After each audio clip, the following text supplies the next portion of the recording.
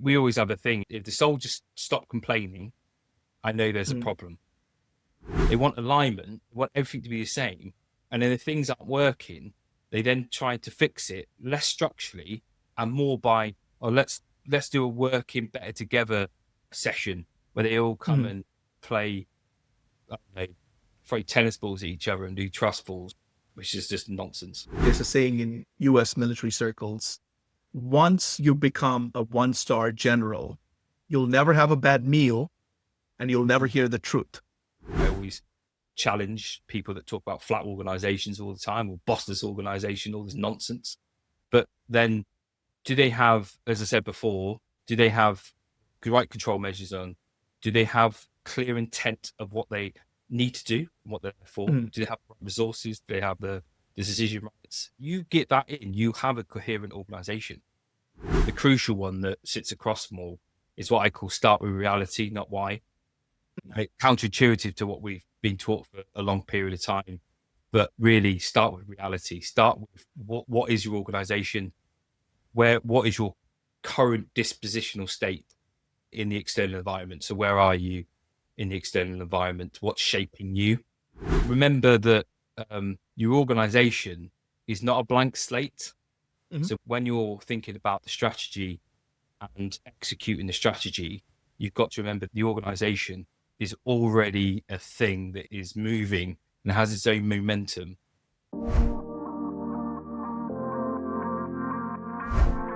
I'm intrigued by this term, organizational dissociation, that you talk about, the gap between what leaders want to be true and what the environment will actually allow.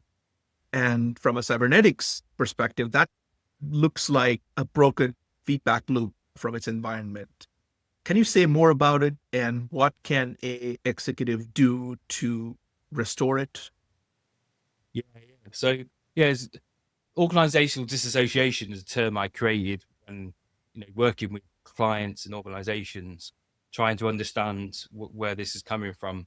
Why was there a gap appearing between what I talk about reality and Mm. what they think?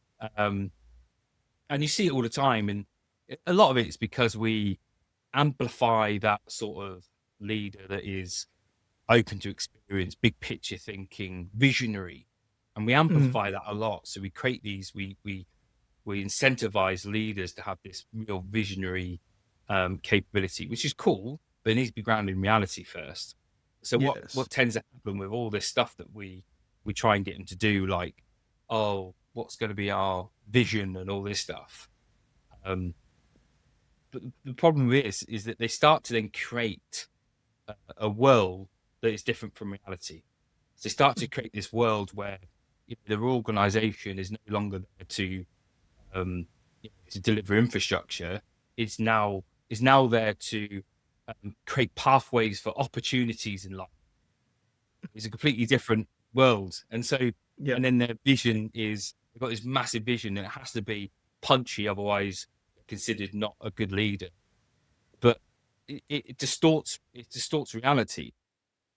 So and then they then start to um, make decisions that are not afforded to them or not based on reality, which then when it comes into the organization, it just doesn't align and it creates that resistance and it creates cynicism across the organization. So if you want to do it, you need to get back to reality. You need to actually, as I was saying earlier, you need to actually look at what is your actual organization. What is it? What does it do? Not what you think it does. What does it actually do? You need to get to as Stafford Beer talks about in System 3 Star, you need to get down several layers to the edges of the organization and look at the different perspectives of the organization. And not, you're going to hear some uncomfortable things, but that's cool. You know, it, you've got people down there that are passionate. Listen to them. It may not appear like passionate, maybe like anger, but it is passion behind every complaint's a wish. You know? And then also with the same with the external environment, actually look at connections, the flow, who the important is, how they herded together. when you could do this, and it's never going to be perfect, and it'll, because reality is never perfect, it's never 100%. What will happen then is you can actually see what's actually afforded to you. Yes. You can take those. And I think that's really important. Awesome. And so, just from a practical standpoint, what you're really saying is, go down to the proverbial Gemba and have conversations and Yeah. listen. That's a lot of work. And most executives here are used to doing quarterly business reviews, looking at PowerPoints, sitting in an AC room with a bunch of note takers. And so you want them to actually go and talk to people on the ground. And I kind of understand what the difference is, but I am still searching for the reasons, the trigger for that leader to actually go down there and actually have that conversation. What's going to change their lifestyle and their work day-to-day basis. Unless there's a crisis, I can't imagine someone actually going down and changing their worldview and talking to people to understand what's going on. Well, John Boyd talked about this a lot. He called it incestuous amplification. It's create our echo chambers, and then and it's the same with all humans will do. We'll just filter what we want to hear. Anything that's against the narrative, then we won't listen to it. And us as leaders in organizations see a lot. We're very good at amplifying stuff downwards, but we're not really good at understanding what's true is actually coming up. And you can't rely on the quarterly feedbacks because we are an organization that is heavily political, culturally, adaptive, and you are not going to get the whole truth coming up because it's filtered by so much stuff. They'll only say what's politically feasible to say. So if you really want to understand, you need to get down there to challenge your own assumptions, challenge your own worldview and beliefs. And again, this is John Boyd was talking about in Destruction and Creation. How do we how are we willing to deconstruct our own worldview and thinking to create a new one? And you can't do that when you're sat there on your own with people around you just telling you what you want to hear. Actually, how do you free of that and you listen to some discourse that is different to yours and challenging, and test your assumptions? Yes. Two things come to mind. One is you can't get a man to understand something if their salary depends on not understanding it. If you're a high-flying, successful executive who has played the political game and rose up the ranks, and you're now the big shot, and you're making millions of dollars, changing your worldview completely is going to be tricky, to say the least. And this is the thing. This is why the nonsense persists, because it satisfies stakeholders, it protects careers, it enables control, because the more that I think those mechanisms of just filtering the information enables control, because I'm hearing what I want us to hear, and I'm getting told it's working, so I'm just going to perpetuate that. It protects careers, like you said. I'm on a big salary. I say that it protects careers until it runs out, and then you can't. And with that, it satisfies stakeholders and it avoids conflict. We've gotten to this point in organizations where we can't have conflict, and you're not going to change people's worldview or challenge assumptions or understand different perspectives if we're not going to have a bit of discourse, a bit of conflict to challenge and really understand why you seeing it different to I am. And the fact we don't need to agree, we don't have to have consensus. We just need to understand people's different perspectives and have some shared orientation of the situation. Yes. Well said. Well said. Like the other thing that came to mind was, I think there's a saying in US military circles, that goes something like this. Once you become a one-star general, you'll never have a bad meal and you'll never hear the truth. Yeah, yeah, yeah. And right. And so the layers and layers of bureaucracy filters up what you want to hear, as you put it. This is very, very true in Silicon Valley corporations as well, the biggest of the biggest. And what you said kind of deeply, deeply resonated with me because I see it happening on a daily basis. Yeah. And Yeah. we especially my military background, we spend a lot of time um, with our troops, um, and we always have a thing. If the soldiers stop complaining, I know there's a Mm. problem. And Mm. yeah, and Awesome. we encourage it. But I would, if I was a leader in those situations, when I was a leader in the military, I'd feel very, very uncomfortable if, oh, I don't know, I suppose be blind to it, but I suppose our worlds are different.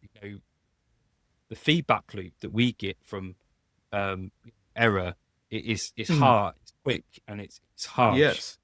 We Yes. can't afford to be blind. We can't afford to live in this world of comfort to think it's being filtered, because Yeah. if I start making error in judgment because I'm creating that organizational disassociation, then that Yes. feedback is going to hit me really quick and really, really hard. I Yes. shouldn't do. It reminds me of what Roger Martin said about the Navy SEALs. And we don't have to agree with everything Roger Martin says, but one thing that he said was the Navy SEALs gave up on that distinction between strategy and execution because it gets Navy SEALs killed. The feedback loop is quick, as you put it. Like you the reality hits you really fast. Yes.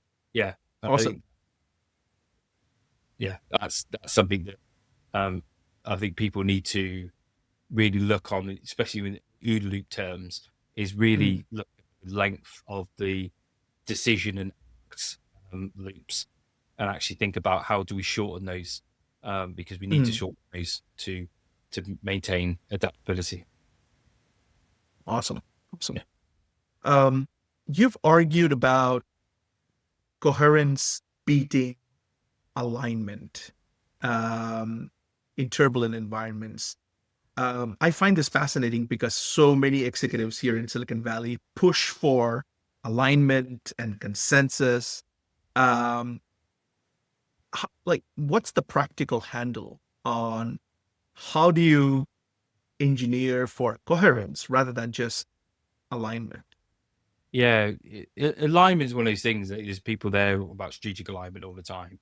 But really, when you look at it, it is saying that we want conformity Mm. across. It's like we're going to have cultural alignment.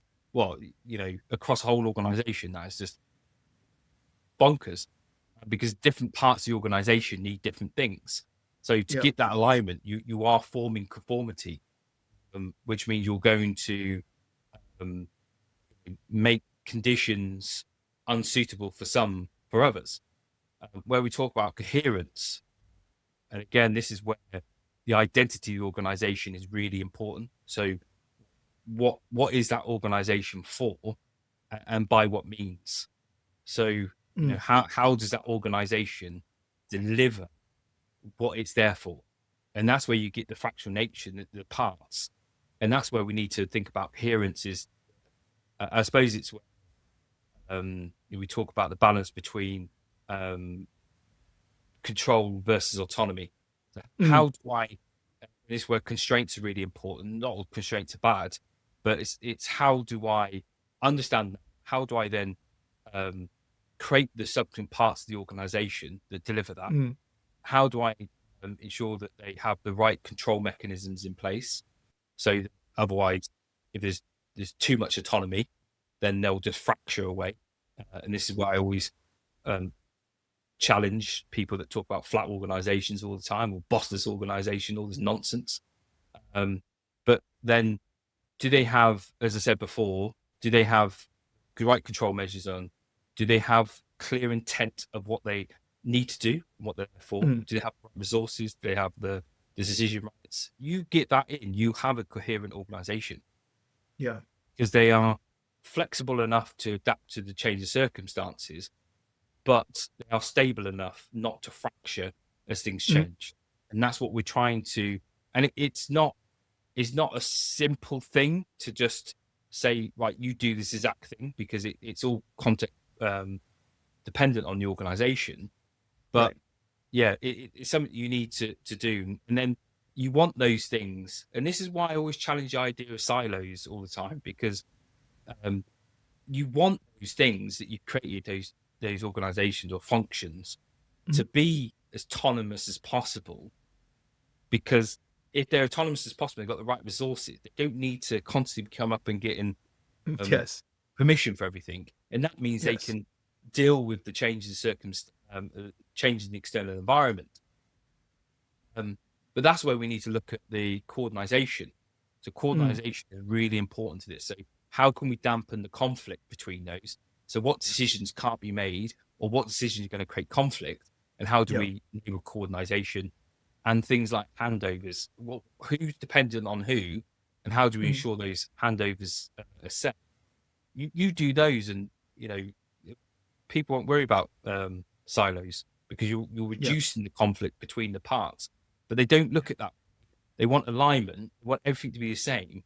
And then if things aren't working, they then try to fix it less structurally and more by, oh, let's do a working better together a session where they all come Mm. and play, I don't know, throw tennis balls at each other and do trust balls, which is just nonsense.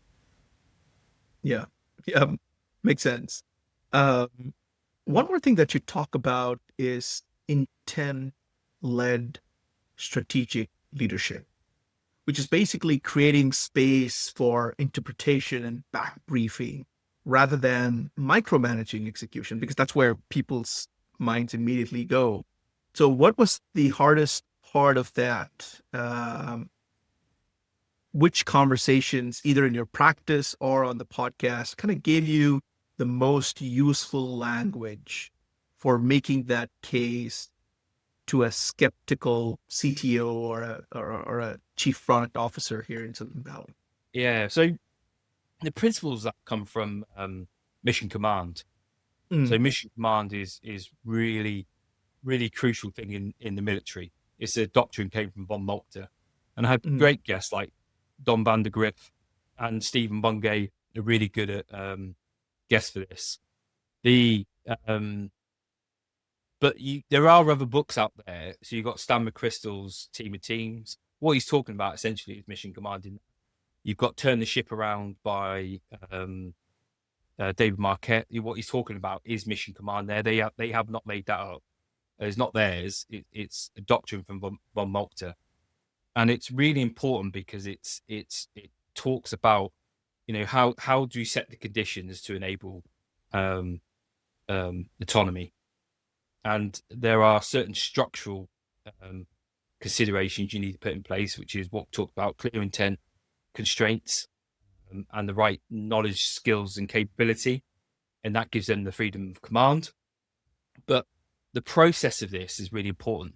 So we value um, planning, and planning isn't there to get it perfect. Planning is there to help us our cognitive framework to adapt.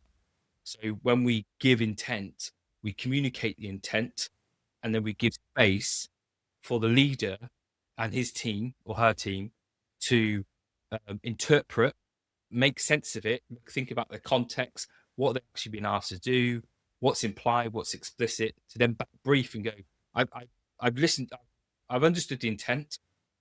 This is my interpretation, and this is what I'm going to do. And it's a two-way conversation. And you're going, right, yeah, or you're slightly misaligned there, or actually I could do this, but I need you to release this constraint, i.e., I need a bit more resources to enable us to do that. Otherwise, they're going to do this. Once you got to that point, that means that not only do they truly understand what the intent is, we are got coherence, we've got shared orientation, but then you've got trust that they can go off and execute it. Now, this is clear discipline, and people try to replicate this, and you'll see for leaders in those organizations, they'll try and do it over, a quick chat between teams meetings. That's not going to work. It's a structural discipline.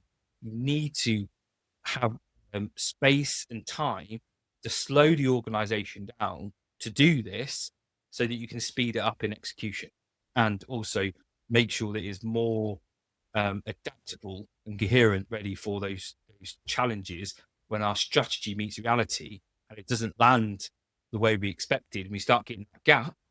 Then our people have got what's required to adapt to close that gap, so we get it, deliver the execution that we promised to deliver. Well said, Mike. So I know you're working on a new book, and the working title is the title of your podcast, which is When Strategy Meets Reality. I would love to have you back on the podcast to talk more about it when it's released. But I have this curious question where, you've had all of these conversations with so many guests on the podcast.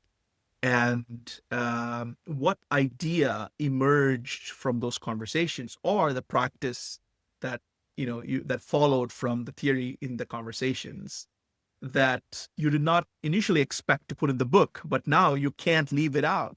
I would love to hear more about that. Yeah, so I think book. Now, you spoke to me years ago. Like I said, I was ever going to write a book. It'd be a pipe dream, but I think it was probably a bit before the podcast. I think the podcast enabled me, but what I couldn't understand was the difference in organizational strategy. When I left the military, I didn't get into strategy because I thought that what the organizations do in the civilian world is not representative of what we do in the military. They've got all the money and resources. They must be great at it. And then I got invited to a strategy day, and I was really excited. I was like, "Yeah, let's go. I'm going to learn something here." And I was completely shocked because I couldn't. I thought that it was a joke. I genuinely thought it was a joke. I couldn't believe what I was watching, and I thought this cannot be it. And that sent me on a cycle to really try and understand what it was. I couldn't make sense. I was reading all these strategy books, and I was thinking most of this is nonsense. Apart from you got some good ones like Richard Rommel and people like that. And when I picked up Patrick's book, Patterns of Strategy, that was most aligned to what I was used to. The fact there's an external environment, there's an internal environment, there's a relationship, and so I recommend you read that. But that's what it was really good when I got guests on the podcast, because I got to explore these ideas, not only from my own sense, but from listening to them and their challenge that they've had, which really helped then form my understanding of what I wanted. And then it hit me. I was like, right, we do the book, and it has changed over time. There's bits in there that I didn't think I'd be writing about first. The first part I wrote because of my guests, really, and especially people like Paul Sweeney. He's got a book called Magnetic Nonsense, and he really sparked the first part. I even mentioned in the book because he made me realize that there is this nonsense out there. So that's made me want to go, well, what's caused this nonsense? And led me onto the first section, which is all about how did strategy drift from what it was to this absolute nonsense that is today. So things like that have been really useful. And then I think helping to try and define really what strategy is. Through the guests, and not no guest has really given me a definition. I've never really asked for one, actually. I probably should have. But really, what I started to realize that there's a practice, and there's the need for strategy. What strategy is for? I think from those conversations, it enabled me to split those up to really understand actually. So, what is strategy for? And why? And then also, what is the practice of strategy? And in the book, I'm not there to give a framework. So originally, I thought I was going to give a framework to say this is how you do strategy. And I think listening to my guests has made me move away from that to think about actually there's something missing here. like, how do we think about strategy? And that's where I was going with the book. So Yeah. the conversations have changed, um, a bit of the purpose of the book, but also the material in there, which I think has been Yeah. really useful. So I Yeah. think it's come at the right time. Yeah. That makes sense. Awesome. I'm looking forward to it. Cool. I'm kind of curious. You already mentioned a couple of books like Patrick's Fractal Organization and Patterns of Strategy. But I'm kind of curious, what are the books behind the book that you're writing? Any articles or papers that profoundly influenced your thinking on this topic? Yes, there are. So there's the obvious ones like The Art of War. It Hmm. talks about Sun Tzu. I only work on Sun Tzu. I recommend people do. Um, and actually, if you want a really good um, sort of work on that, go find Eric Schon's work. Oh, yes. I was going to mention that. Yes, Yes. yeah. So his stuff's really useful. Um, but you must, and I think it should be mandatory reading for leaders, which is Destruction and Creation by John Boyd. Mm. It's not even big. I think it's like 50 pages, I think. Wow. And yeah, it's small, but it's such a crucial reading that I think that Yeah. people should read. Um, any work from um, so I'm really um influenced by old thinkers, not much Mm. new, old Yeah. thinkers, so John Boyd, Yeah. um, Sun Tzu, Yeah. von Moltke. If anyone listens to my podcast, probably not an episode goes past I ain't mentioned von Moltke.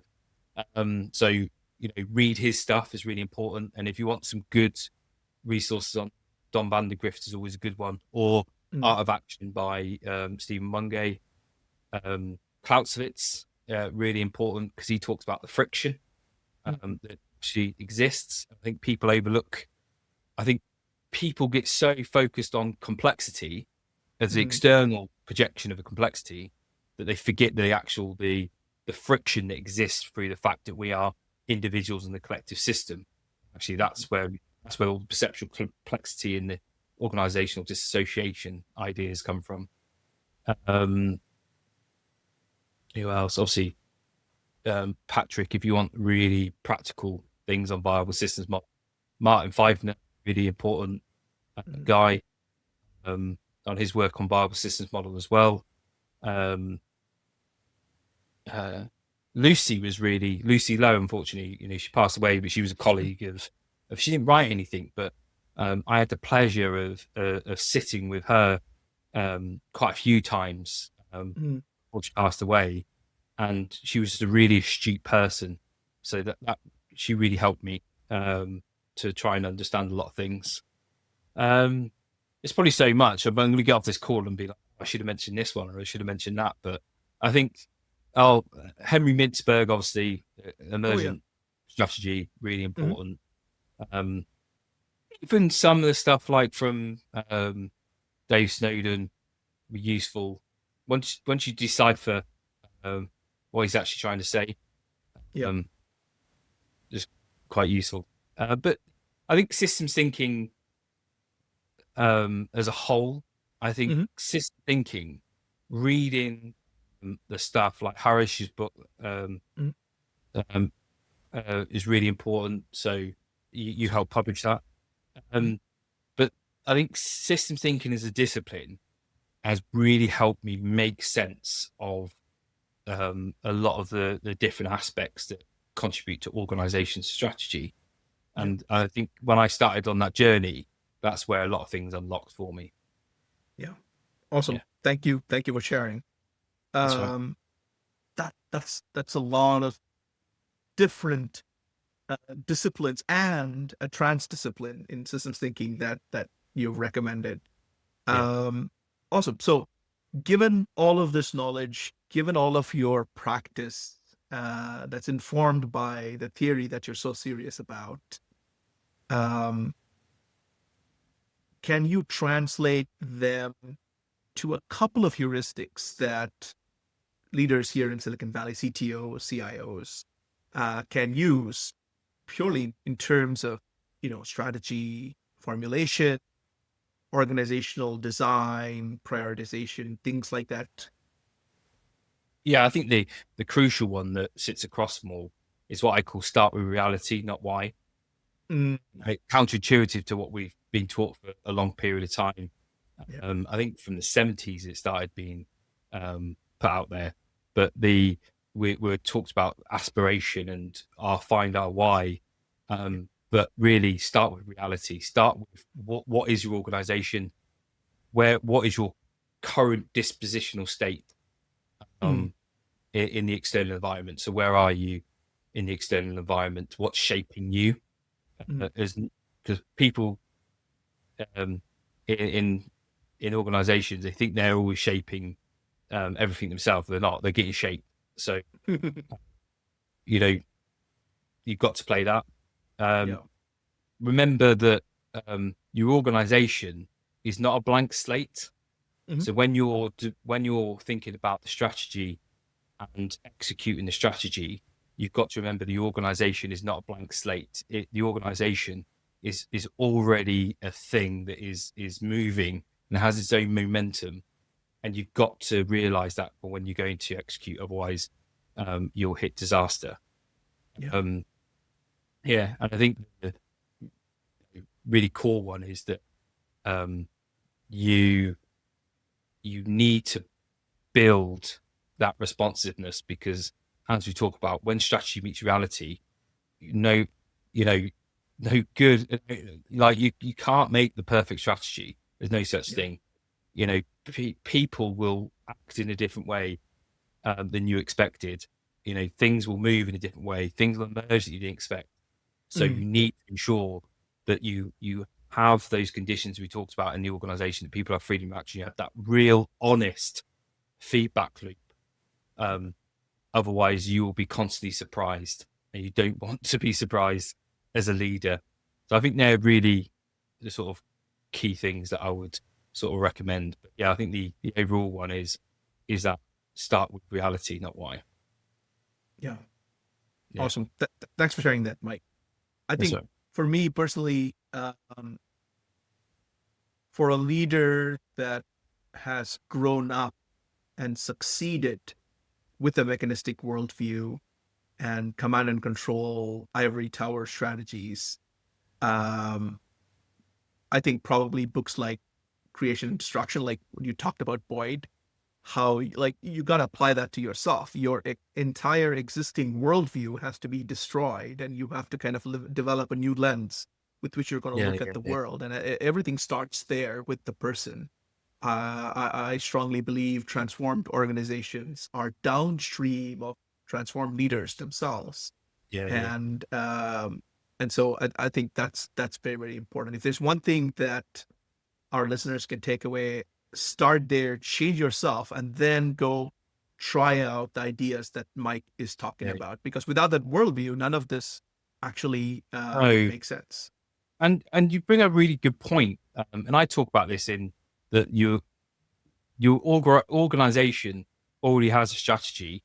It just may not be the one that you think it is. And those people Hmm. that survive in this mechanistic world is because um, they've convinced themselves that the artifacts that they produce, that Greek villa with a vision statement priorities, is actually their strategy, but it's not.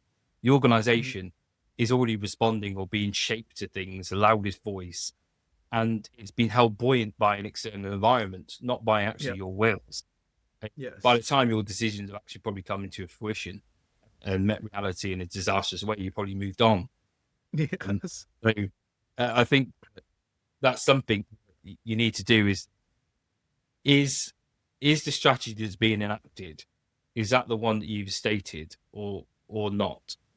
And I think as you perfectly articulated, these questions that I'm saying, they are there are a big challenge on a leader that needs to have that tactical humility, Mm, um, and also needs to have that willingness, as Boyd talked about, to just deconstruct their worldview. Otherwise, the stuff that I talk about and saying, is just not gonna is not gonna work because you've deceived yourself by then. yeah. Awesome. Yeah. Um, I want to wrap up, but just a couple of quick questions. So the CyberSyn community is a community of technology practitioners, executives, entrepreneurs, and of course, there are other systems thinkers and cyberneticians as well, which is a small minority of the audience. So for this majority audience of the Silicon Valley crowd, do you have any advice for them, especially when it comes to strategy or anything in that regard? Yeah, I think that one thing that I would always say to people is that you know, recognize your constraints, Mm, challenge them where possible, but you must exploit your freedoms. And I mm, think where I think people get too bogged down in the constraints or perceived constraints, that they yep, actually don't really think about what's their freedom, what's afforded to them, and seize those. yeah, So I always recommend that you should always act in a way to increase your options. As Von hide your Forrester opportunity. says, yeah, Yep. yeah. But yeah, that's my advice. I think you know challenge where you can, but there's no point getting stressed about these things. Just just maximize your freedoms. Yeah, absolutely. Well said. I think the one minor nuance there is for the leader themselves. One Foister's ethical imperative actually goes, "I shall act always so as to increase the number of choices for the Yes. others around me." So it's a very much a ethical imperative for the self. Yeah. Well said, Mike. I completely agree with you. Um, any other questions that I should have asked but didn't? I don't know. You've been really thorough. Awesome, Cool. Mike. Thank you so much for being so generous with your time and sharing all of the insights that you've gleaned from so many guests and your practice. Once again, thank you so much for coming on the podcast. Oh no, it's my pleasure. Thank you for having me. I always enjoy having a conversation with you. Awesome.